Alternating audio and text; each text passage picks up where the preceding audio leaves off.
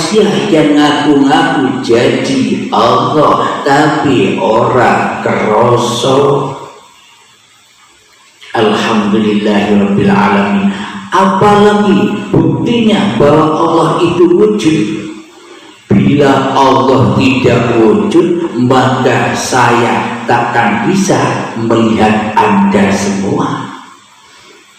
Anda semua takkan pernah wujud bagi saya bila tak ada yang wujud, bila tak ada uripe Allah.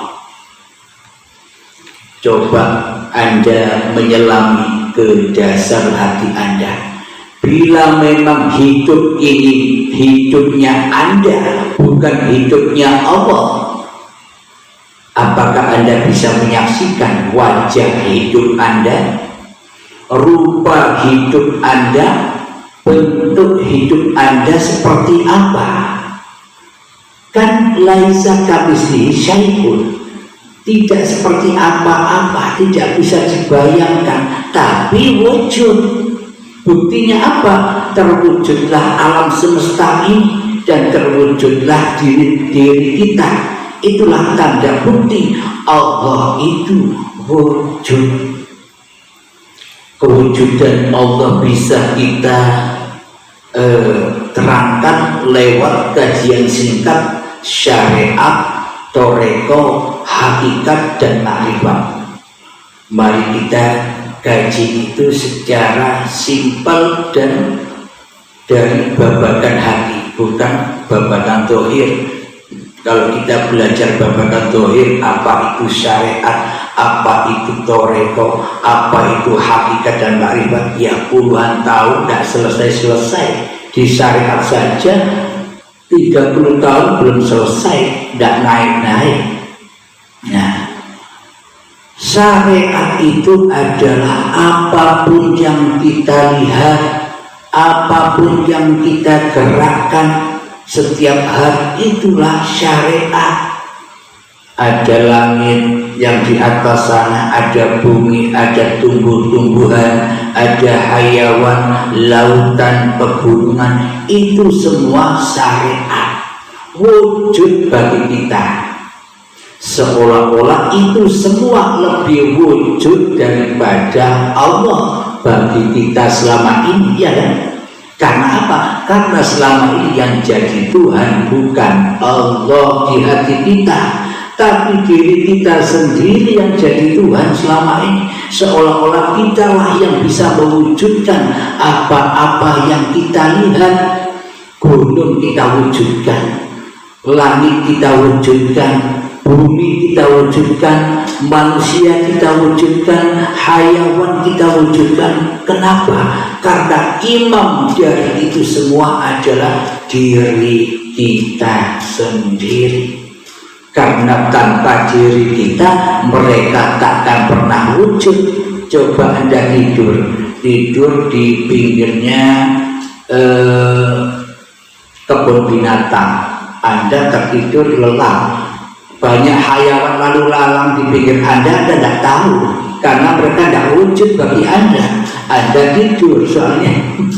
Nah, itulah buktinya bahwa yang kelihatan di luar kita itu wujud karena apa?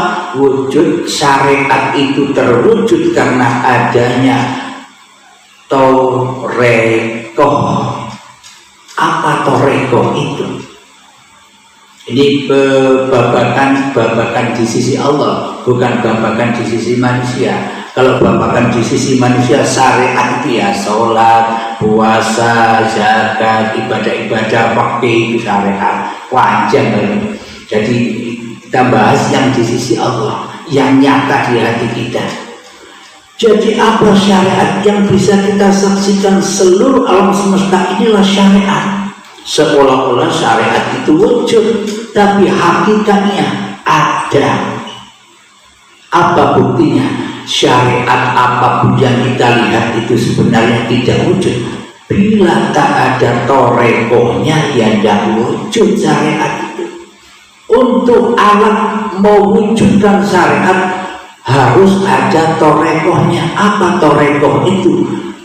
penglihatan dari mata kita menuju alam semesta, itulah torekonya.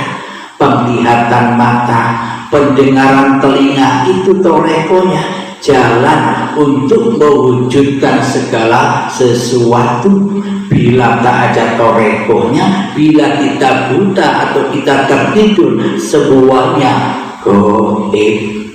Itulah tanda bukti yang sangat nyata bahwa hakikatnya syariat itu goib, tak ada tanpa toreko.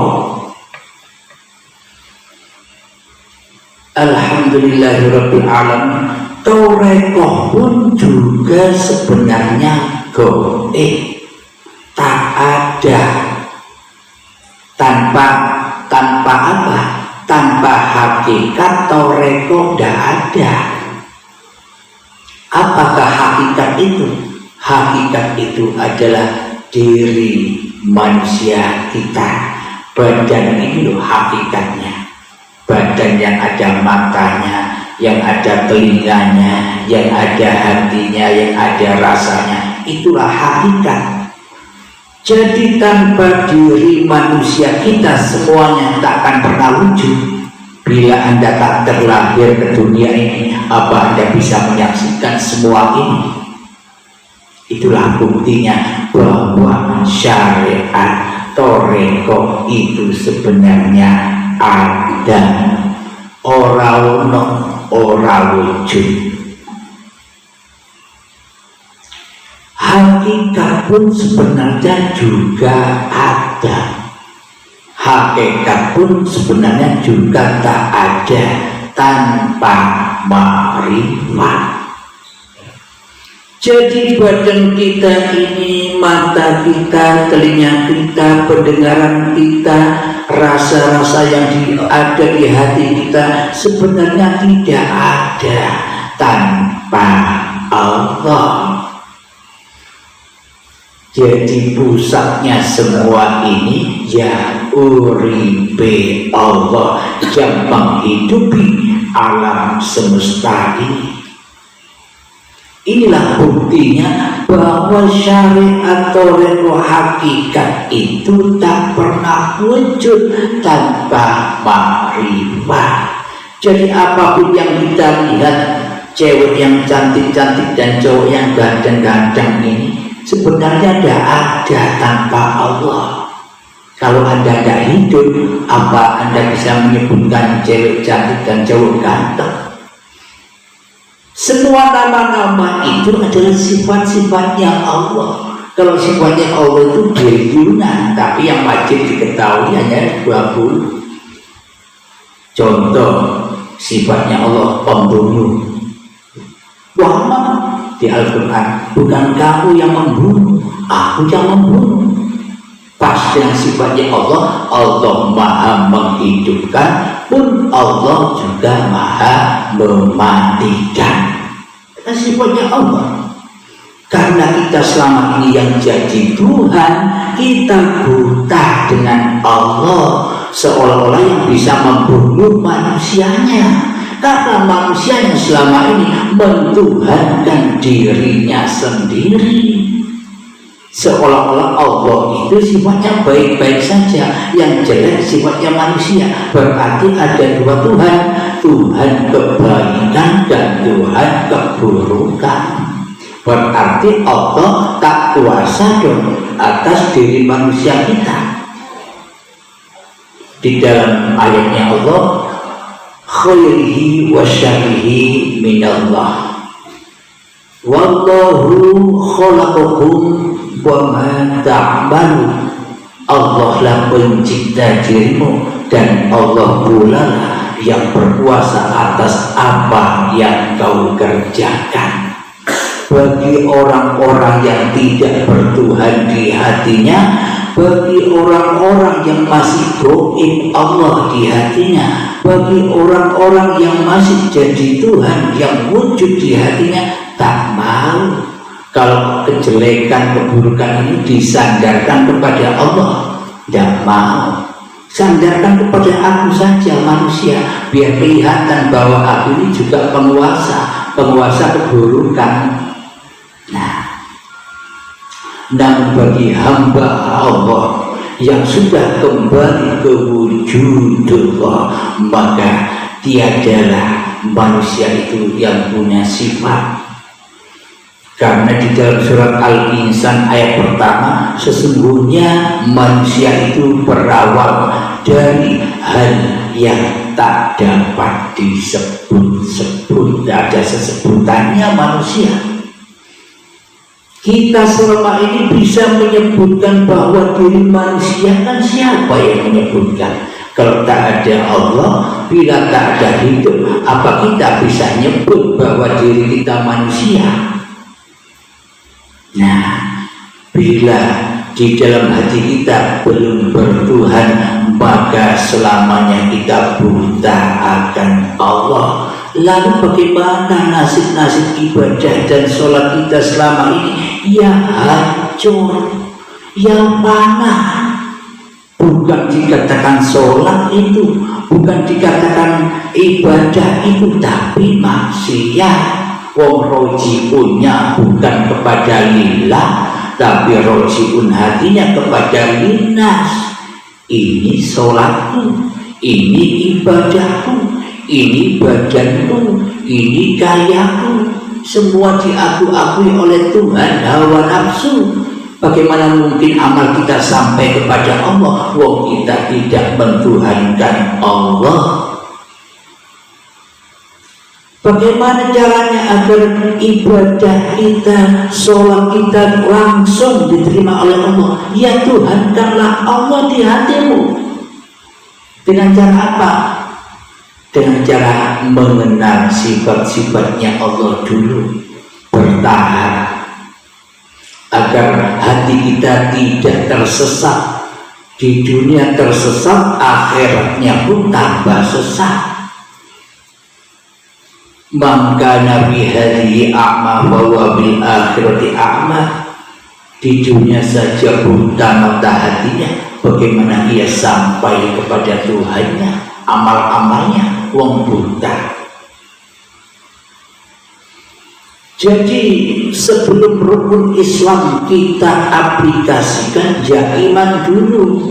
Tanpa iman tidak bisa mengaplikasikan rukun Islam yang 5 itu, syahadat, sholat, zakat, puasa yang sebentar lagi datang, puasa Ramadan dan haji, tidak bisa teraplikasi prakteknya langsung di hati, tidak bisa tanpa iman. Iman dulu baru Islam. Tapi di dalam mayoritas manusia belajar sekarang, Islam dulu baru iman. Kebalik, ya sesat terus. Yang diimani di dalam hatinya bukan Allah, tapi hawa nafsunya. Bagaimana mungkin bisa iman kepada Allah? Bagaimana mungkin hatinya bisa selamat menuju Allah? Berhubung kita manusia ini sukanya membayang-bayangkan menuju Allah itu bagaimana sih? Apa melewati siratal mustaqim? Betul. Jadi siratal mustaqim jangan Anda bayang-bayangkan suatu tempat. Siratal mustaqim itu apa sih? Artinya jalan yang lurus, bukan jalan tol yang lurus itu. Jangan bayang-bayangkan itu. Maksudnya jalannya apa? Jalannya hati kita ini loh, lurus kepada Allah yang menciptakan, yang menghidupi, yang menguasai diri kita itu. Maksudnya apa lurus itu? Ketika kita sedang sholat, bukan aku yang bisa sholat, Allah lah yang menggerakkanku, Allah lah yang mengafalkanku. Itu loh jalan yang lurus. Ketika Anda mengemudi mobil, di dalam hati Anda bukan Anda yang berkuasa atas mengemudi ini. Kalau tidak ada hidup, apa Anda bisa mengemudi? Jadi yang mengemudi sesungguhnya siapa? Jadi yang bisa apa-apa dan yang bisa berapa-apa itu siapa sesungguhnya? Tanpa Allah kan tidak ada apa-apa dan siapa-siapa itu. Tapi selama ini kita memvonis Allah yang tidak bisa apa-apa. Di dalam hati kita tidak mungkin Allah bisa duduk, wong Allah tidak ada, goib.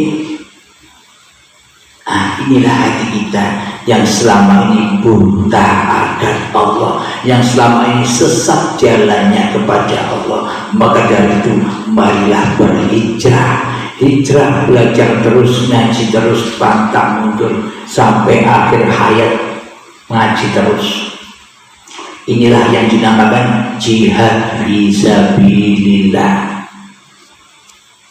Jadi pada intinya ngaji seperti ini, bahwa Anda sudah siap mati syahid. Siap Anda mati syahid, matikan dirimu dalam menyaksikan Tuhanmu yang maha hidup. Itu loh mati syahid. Jadi ketika diri manusia sudah tak merasa hidup lagi, bahwa hidup ini Allah, berarti manusianya telah mati di dalam menyaksikan Tuhannya. Berarti yang menyaksikan siapa?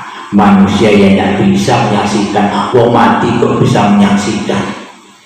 Yang bisa menyaksikan yang penciptanya. Sejak dari tanah sampai jadi saat ini, semuanya ya Allah semua yang menyaksikannya. Karena Allah yang berkuasa atas pagelarannya.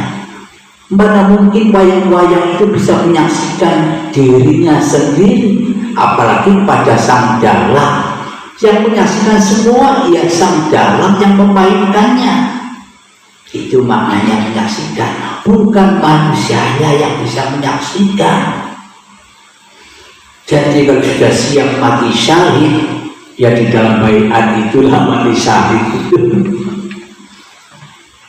Alhamdulillahirabbil alamin.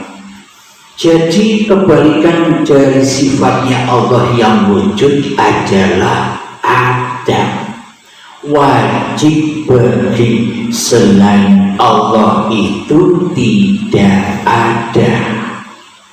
Bila di dalam hati kita mengaku-ngaku bahwa diri kita wujud ada, berarti Anda tidak terasa selama ini sudah menduduki singgah sananya Allah. Berarti selama ini apa bedanya kita dengan Fir'aun? Ya kan? Ngaku-ngaku jadi Tuhan. Sama. Tapi selama ini kita tidak terasa bahwa kita ngaku-ngaku jadi Tuhan tanpa kita sadari, karena buta mata hati kita selama ini. Ya kan? Apa tidak menangis Anda selama ini selalu dolim kepada Allah dan menyembah Allah? Di dalam sholat Anda, sholatnya itu untuk Anda sendiri, tidak dipersembahkan kepada Allah, karena Anda yang merasa bisa sholat. Akhirnya ya diaku-aku, sholatku dibakar di dalam hawa nafsunya, ibadahku dibakar di dalam hawa nafsunya, puasaku dibakar di dalam hawa nafsunya. Apa buktinya? Kita merasa lega ketika kita sudah sholat. Kita merasa bangga ketika kita bisa puasa. Kita merasa bangga ketika kita bisa beribadah. Itu buktinya bahwa sholat dan ibadah kita selama ini bukan lillah, tapi linnas, untuk manusianya sendiri. Ya diadat oleh Allah berbagai macam ketakutan, ditakut-takuti dosa, ditakut-takuti neraka, tapi tidak tahu dosa itu apa, neraka itu apa. Akhirnya kehidupannya penuh dengan ketakutan dan ketakutan. Terutama yang ditakuti dirinya sendiri. Takut kepada diri manusianya sendiri. Takut kepada sifat-sifatnya sendiri yang mati.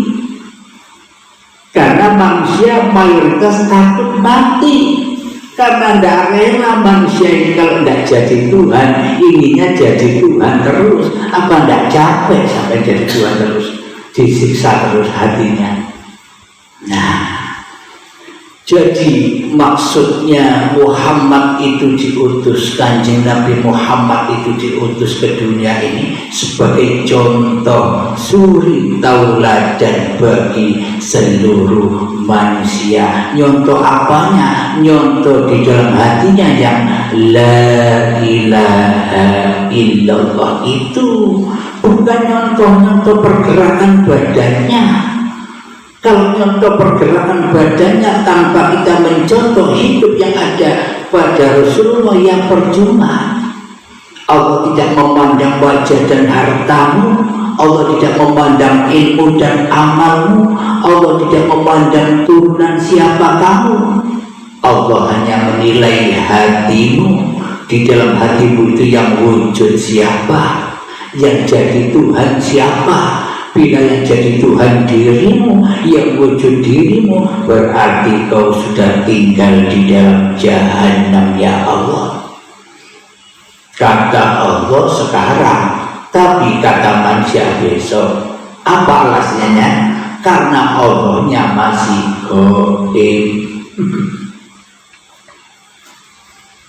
Mayoritas manusia menyangka ketemu Allah itu besok di dalam surga.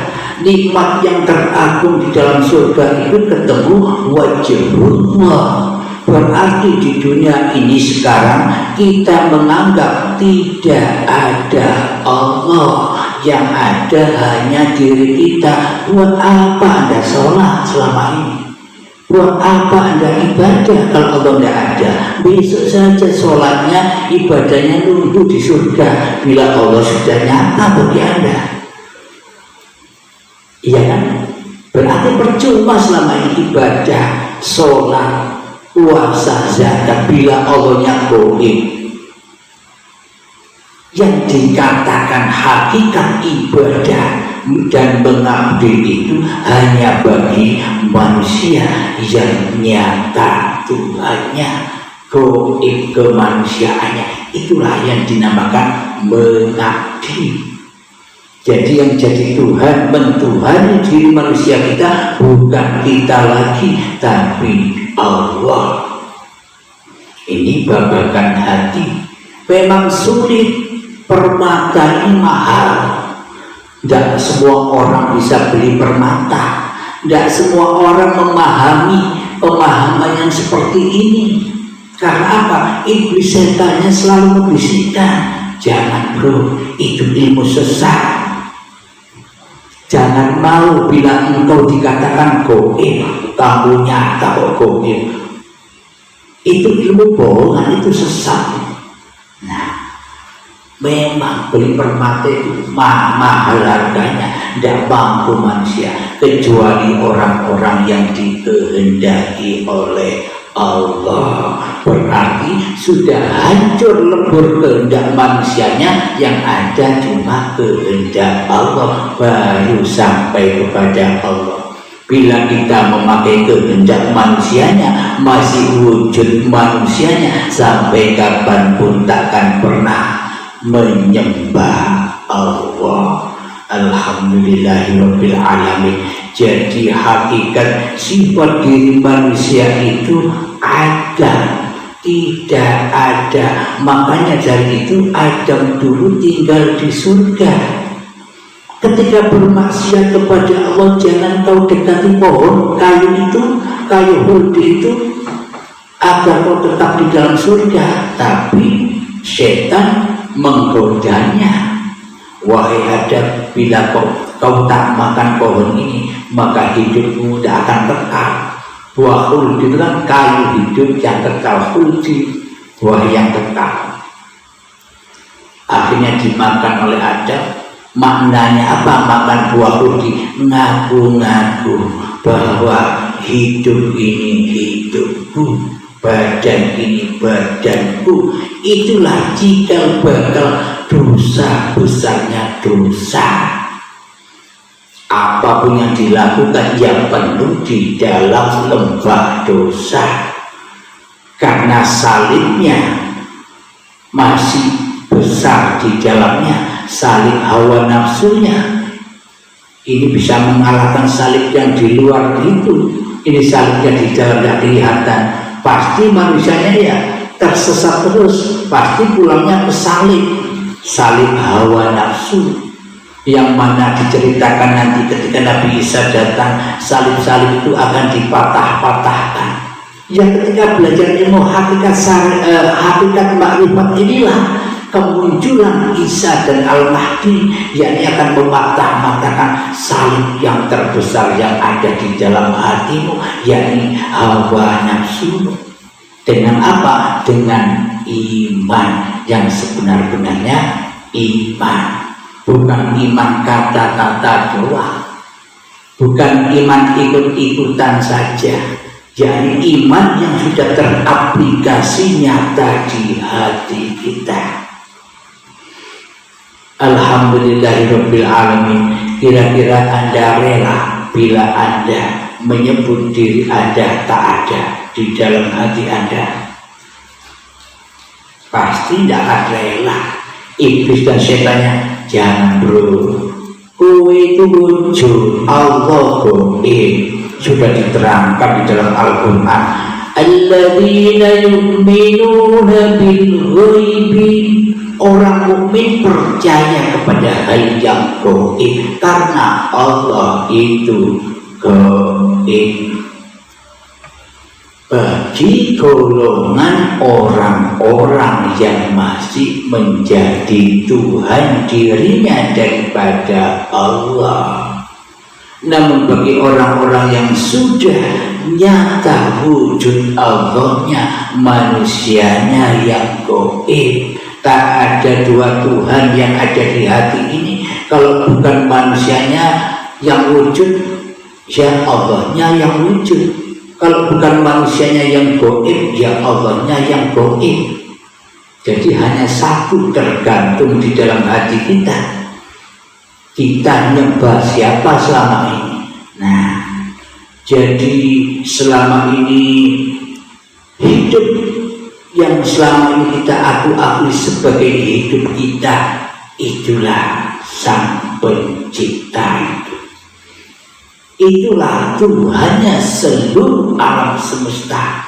Bila Anda tidak hidup, apa Anda bisa melihat alam semesta ini? Itulah tanda bahwa Allah itu Tuhannya alam semesta. Berhubung selama ini yang jadi Tuhan Anda, kita, yang kita tak tahu itu, kita hanya melihat di dalam Al-Quran saja. Allahu ala kulli syai'in qadir. Allah berkuasa atas segala sesuatu. Selama ini belum terbukti bagi kita karena kita tidak menyembah Allah, karena kita masih menyembah hawa nafsu kita. Nah, saat inilah kita bisa membuktikan bila tak ada hidup, tak ada uribe Allah, kita pun tak ada, dan alam semesta pun yang kita lihat takkan ada, dan kegiatan kita pun takkan pernah ada. Aktivitas apa saja yang kita lakukan tak pernah ada tanpa Allah. Nah, berarti yang bisa apa-apa siapa? Ya kan Allah, bukan manusianya. Selama ini kita salah tuduh karena iman dan akidah kita juga salah. Selama ini tidak ikut iman akidahnya para nabi dan rasul yang selalu menjunjung tinggi, melanggengkan di dalam hatinya kalimat la ilaha illallah. Tidak dibaca saja, diaplikasikan di dalam diamnya manusianya diam saja, yang anteng. Ojo melok-melok dadi pangeran, diam saja, ikuti saja apapun yang diperankan. Itu yang lebih baik daripada kita yang mengatur Allah. Bila kita mengatur Allah, bila kita merasa jadi imam bagi Allah, Allahnya jadi makmum, ya kita menghadapi berbagai macam mara bahaya. tinggal di dalam nerakanya Allah, disiksa terus, diperbudak terus oleh apa-apa yang kita cintai di dalam hati kita. Bila kita ingin bebas dari berbagai macam huru-haranya dunia, ya pertuhankanlah Allah di hatimu, maka tenanglah hatimu, tenanglah jiwamu di sisi Tuhan yang menciptakan dan yang menguasaimu. Untuk sementara ini, sifat wujud dan sifat muhalnya yang azam yang kita gaji. Alhamdulillahirabbil alamin. Sebelum kita akhiri pengajian ini, kita tetap memohon pertolongan kepada Allah lewat sholawat dolimin daful bala. Semoga Allah selalu melindungi hati kita dari balak-balaknya hati, dari dolim-dolimnya hati, dari jahil-jahilnya hati yang selama ini jahil kepada Allah. Allahumma sholli ala sayyidina Muhammad wa asdiril zalimin bil zalimin. Allahumma sholli ala sayyidina Muhammad wa asdiril zalimin bil zalimin wa akhrijna min bainihim salimin wa ala alihi wa sahbihi ajma'in. Alhamdulillahirabbil alamin. Allahumma shalli ala sayyidina Muhammadin wa ala ali sayyidina Muhammad. Allahumma ya qadiyal hajat, Allahumma ya mujibad da'wat, Allahumma ya rafi'ad darajat, Allahumma ya muhillal muskilat, Allahumma ya syafiyal amrat, Allahumma ya kafiyal muhimmat, Allahumma ya dafi'al bariyat, Allahumma akhtim lana bil iman, Allahumma akhtim lana bil islam. Rabbana atina fid dunya hasanah wa fil akhirati hasanah wa qina adzabannar. Wa sallallahu ala sayyidina Muhammad wa ala alihi wa sahbihi wa sallam walhamdulillahi rabbil alamin. Akhir kalam, assalamualaikum warahmatullahi wabarakatuh.